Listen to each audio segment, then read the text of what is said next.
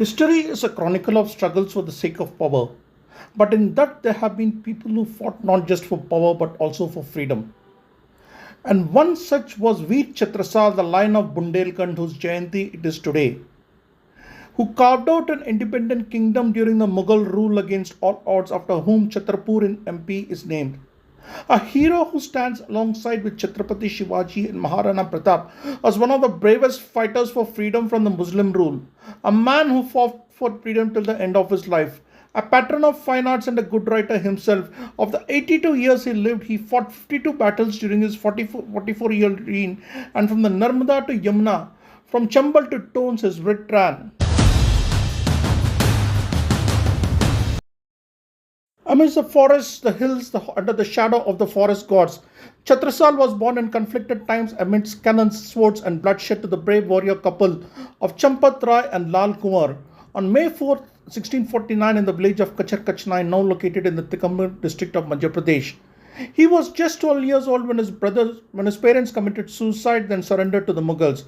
Alongside with his elder brother Angad Rai, Chhatrasal moved to Delwara to learn the art of warfare from his uncle Sahib Singh Dhandir. He had no money power, no army. He had to live with the torment of his parents committing suicide, and with his Jagir seized away, he had virtually nothing to him when he was just 12 years old. Along with his brother, he joined the army of Raja Jai Singh, where he undertook military training. Jai Singh and when he was entrusted with the Deccan campaign, it was an occasion for Chhatrasal to show his bravery, and which he did. But when he saw that the credit went to the relatives of Aurangzeb and court nobles, his self-respect was hurt and he left the Mughal army. With Chhatrapati Shivaji Maharaj emerging as a rising power of Hindu nationalism then, Chhatrasal felt it fit to ally with the great Maratha ruler, and they met in 1668, where after listening to Chhatrasal, Shivaji advised him to set up an independent kingdom and also gifted him the sword of Bhavani. We shall rule over our kingdom, still kill the Mughals, destroy their armies. Motivated by Shivaji's calls for Swaraj, Chhatrasal returned to his native Bundelkhand in 1670, which however was now under the control of the Mughals. Most of the local chieftains themselves were vassals of the Mughals.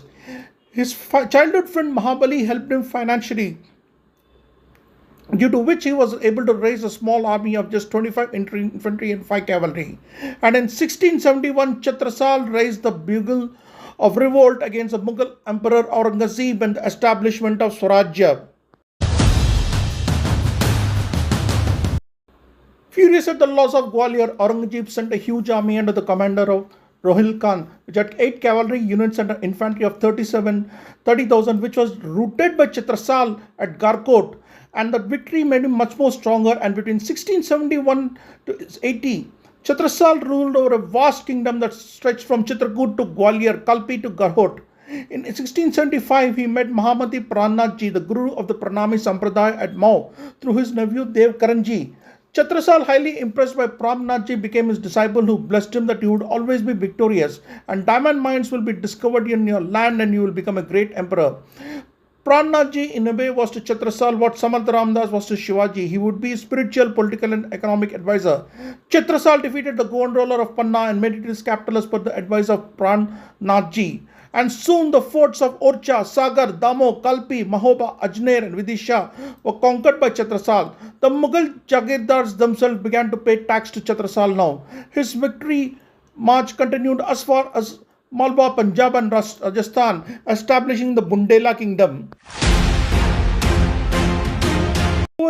However, in his later years, when he was around 80 years, the Nawab of Allahabad, Muhammad Khan Bangash, launched an attack, and facing a defeat at Jaipur, Chhatrasal sent a long letter to Peshwa Baji Rao, reminding him of the need to protect the honor of the Bundelas.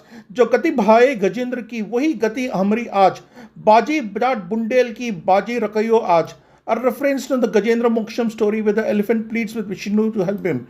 With the advent of Baji Rao's army, the Rohillas had to suffer a humiliating rout. Muhammad Khan Bangash himself had to run away from the battlefield in disgrace. In gratitude, Chhatrasal adopted Baji Rao as his third son, gave him the entire Bundelkhand region. He also gave Mastani, his daughter from a Muslim courtesan, to Baji Rao in marriage.